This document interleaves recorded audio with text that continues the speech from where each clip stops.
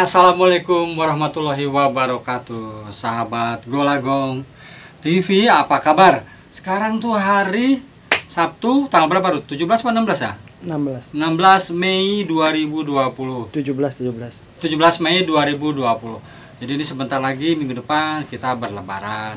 Ini orang-orang sekarang sedang cemas ya karena COVID-19, bisa mudik atau tidak. Ya kita berdoa saja, yang mudik kita doakan selamat, yang di rumah juga selamat. Nah, sekarang saya ingin berbagi pengalaman tentang apa itu ekranisasi. Apa coba? Katanya dari bahasa Prancis, ekran.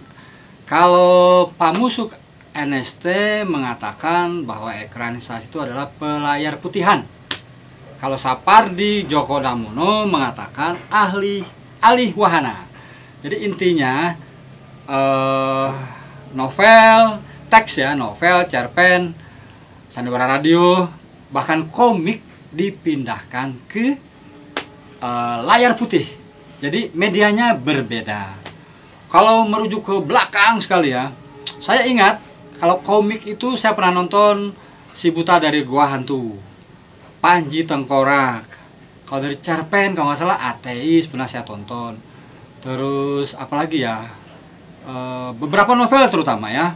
Nah, di Indonesia Mutakhir ini saya bekerja di RCTI ya.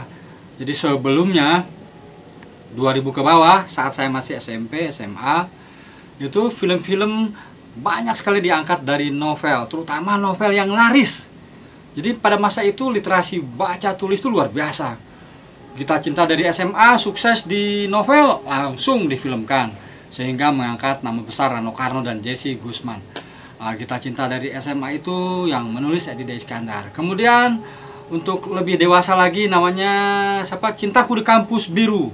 Yang menulis itu siapa ya? Asadi Siregar.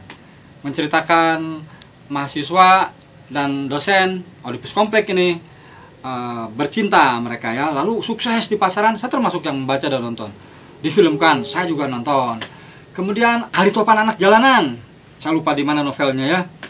Karangan Teguh S.A. bersequel, diangkat ke film karena novelnya sukses, bahkan disinetronkan.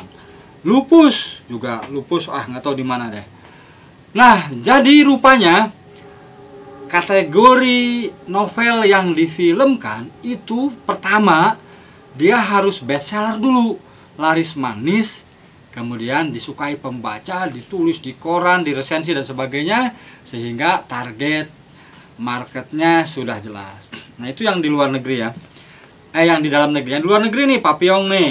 Ini filmnya nggak masuk ke Indonesia. Tapi ini pernah Steve McQueen memerankan yang pertama juga sukses. Saya nonton yang pertama, yang keduanya juga sukses. Tapi yang keduanya nggak bisa di bioskop. Ada di Netflix, punya TV kabel lah. Ini juga luar biasa. Terus nih, Neraka Kamboja. Ini sukses, dapat Oscar. Kalau nggak salah judul filmnya tuh Killing Field. Ini juga sukses. Jadi banyak sekali novel. Ini Monte Cristo juga nih. Ini luar biasa filmnya. Alexander Dumas difilmkan. Saya lupa yang mainnya siapa. Nah, lalu bagaimana setelah era 2000 ke sini? Mira Lesmana terutama. Jadi motornya Mira Lesmana. Kalau saya di TV, saya Hilman Boim, generasi di Indosiar dan RCTI waktu itu menerapkan bahwa setiap mau memproduksi film harus dimulai dari kata-kata. Nah, saya memulai di RCTI mencoba memberikan warna baru agar semua film sinetron berdasarkan novel. Kenapa? Karena alur ceritanya bisa dipertanggungjawabkan. Nah, ekranisasi novel saya yang pertama adalah ini dia, di RCTI ya. Nih, Sastra Islami yang lahir dari Forum Lingkar Pena. Padamu Aku Bersimpuh. Jadi novel ini bestseller, saya lupa nih, 17 kali cetak ulangnya nih. Dan saya bisa membuat Rumah Dunia ini dari sini, dari royalti novel ini. Nah, ekranisasi ya, ini di RCTI diproduksi oleh Indika Entertainment. Nah, ini juga Al Bahri, TV seri ini, miniseri maksud saya, di TV7. Ini penerbitnya Asalmil, Indika Entertainment juga. Nah, yang luar biasa ketika Cinta Bertasbih dan Ad Cinta. Ini di Indonesia modern sekarang ya. Jadi film-film populer itu luar biasa. Jadi naskahnya, novelnya populer, kemudian filmnya juga populer. Dilan yang terbaru. Ayat-ayat cinta, Ketika Kita Bertasbih, itu Habibur Rahman. Laskar Pelangi, itu Andra Hirata. Kalau Andra Hirata, Sang Pemimpi, apa aja ya yang difilmkan? Sang Pemimpi ya? Masuk ya? Laskar Pelangi, kalau Endesor nggak? Nggak, jadi 2 doang ya. Kemudian Terelia juga luar biasa. Ahmad Fuadi luar biasa. Dengan Ahmad Fuadi itu apa? 5 Menara. Terelia banyak ya, Terelia. Kalau yang saya tonton sih Terelia itu ayat Denisa itu. Hafalan sholat Denisa itu saya tonton. Nah, saya ingin memberitahu, ini Asma Nadia nih, juga ini fenomenal nih, Mak Naik Haji. Sinetronnya ada, filmnya juga ada nggak salah ya, filmnya Aditya Gumai dan Asma Nadia. Dan film-film Asma Nadia sekarang juga luar biasa. Assalamualaikum Beijing, Hong Kong, lupa saya apa judulnya ya.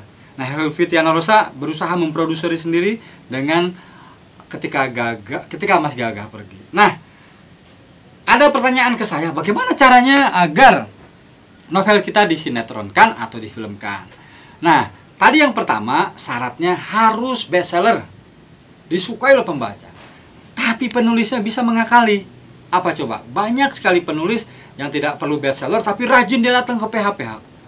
Dia mempresentasikan program novelnya ini, dia mempresentasikan budgetnya. Jadi kalau memproduksi film ini, dia udah punya strateginya. Ini loh target viewernya, target penontonnya. Dan strategi promosinya juga tidak akan mahal, termasuk juga budget produksinya juga tidak akan mahal. Banyak novel-novel yang kemudian paralel setelah filmnya tayang di bioskop, novelnya kemudian terdongkrak. Nah, asal kita rajin harus ke Jakarta, mengetoki pintu-pintu PH. Karena PH itu punya kewajiban kalau nggak salah setiap bulan harus tayang di satu layar 21 karena dia udah booking.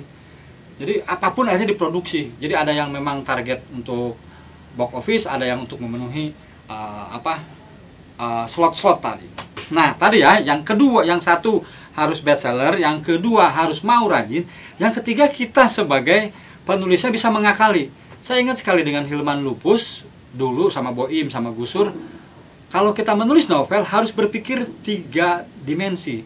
Pertama harus dimuat bersambung di majalah, kedua harus dinovelkan, ketiga harus difilmkan. Jadi 3 dimensi.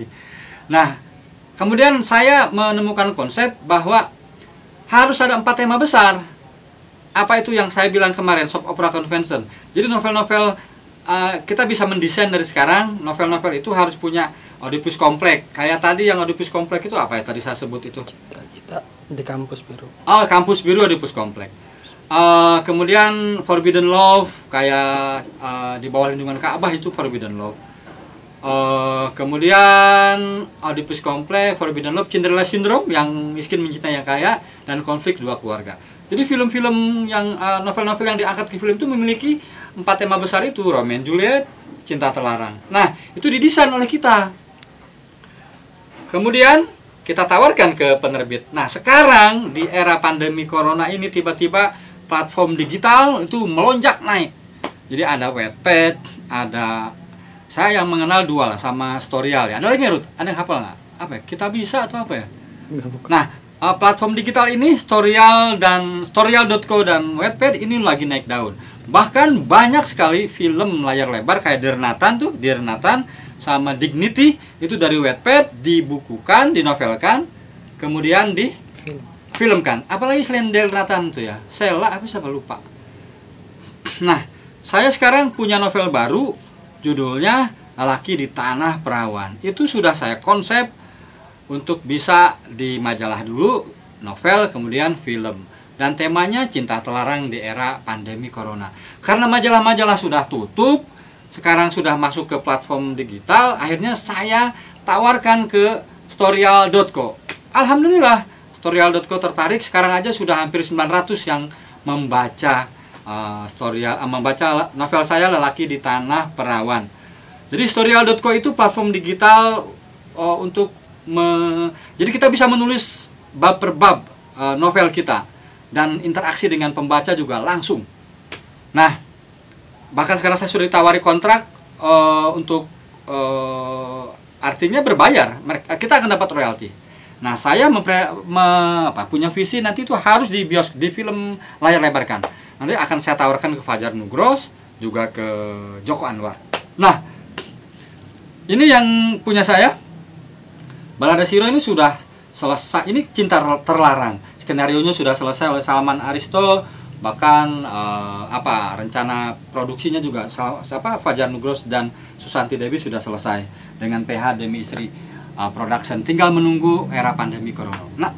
Era pandemi corona COVID-19. Nah, jadi ekranisasi itu sekali lagi sejarahnya sudah panjang. Siti Nurbaya saya lupa, dari sejak Siti Nurbaya tuh, Lutung Kasarung sudah banyak difilmkan di era Belanda tahun 20-an. Jadi teman-teman, saran saya ingat kalau menulis novel berpikir 3 dimensi. Dipublikasikan dulu karena tidak ada majalah di platform digital, bisa di Wattpad atau serial.co. Kemudian temanya harus 4. Cinta Terlarang, Konflik Dua Keluarga, Oedipus Complex dan Forbidden Love. Kemudian difilmkan. Silahkan dicoba. Terima kasih sudah menonton Golagong TV. Tentang literasi semua ada di sini.